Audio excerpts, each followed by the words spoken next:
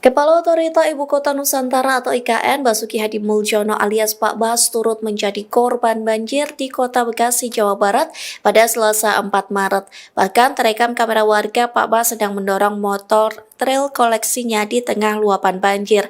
Dikutip dari Kompas.com, Pak Bas memindahkan motor trail koleksinya karena air sudah mencapai sekira 30 cm. Terlihat mesin motor trail tersebut mati. Mantan Menteri PUPR itu hanya menaiki dan mengayuh motor sembari menerjang banjir. Tak sendirian, Pak Bas dibantu oleh orang lain yang mendorong motornya dari belakang. Ajudan Basuki Hadi Muljono, yakni Reza Ekya, membenarkan video tersebut. Ia mengatakan video itu direkam warga pada Selasa 4 Maret, sekira pukul 7 hingga 8 waktu Indonesia Barat.